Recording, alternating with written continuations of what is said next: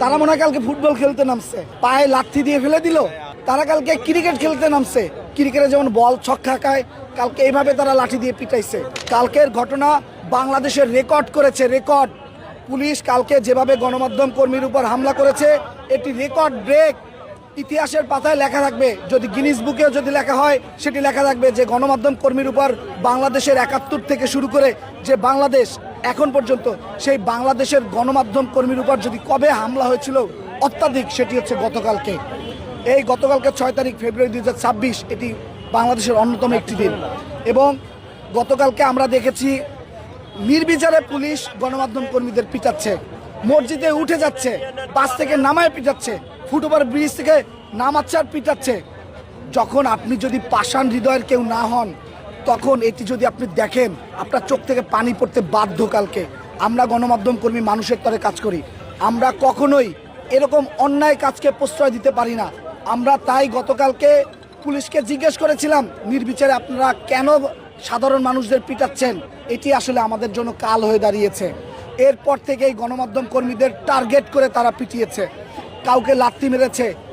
ধরনটা বুঝাই আপনাদেরকে, কালকে তারা কিভাবে পিটিয়েছে। ধরেন, যে মেরেছে তার সামনে যখন গণমাধ্যম কর্মীরা গিয়েছে যে কেন মারছেন আপনারা, তখন গণমাধ্যম কর্মীরা ছিল ১০ থেকে ১২ জন ১৫ জন, আর পুলিশ ছিল সংখ্যায় ১ থেকে ১৫০ ২০০। তারা কি করেছে, চতুর্দিক থেকে সেই গণমাধ্যম কর্মীদের ঘিরে ফেলেছে, ঘিরে তাদের ভিতর থেকে তারা পিটাইছে। এভাবে তারা কালকে মেরেছে।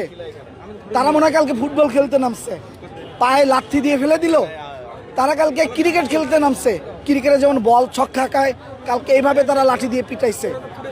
আপনি চিন্তা করতে পারেন যে গণমাধ্যম কর্মীরা যারা সত্যটা তুলে ধরে, সেই জায়গাটাতে কিভাবে তারা বল প্রয়োগ করছে।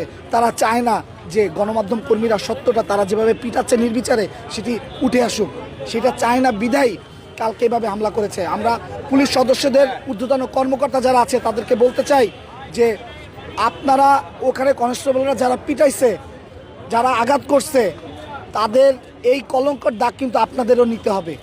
কারণ শরীরের কোথাও যদি পচন ধরে, সেই পচন কিন্তু পুরো শরীর, তখন কিন্তু বলে যে ওই ব্যক্তির গায়ে পচন ধরছে। তার মানে পুলিশ একটা অন্যায় করলে সেটি কিন্তু পুরো পুলিশের উপরে পড়বে।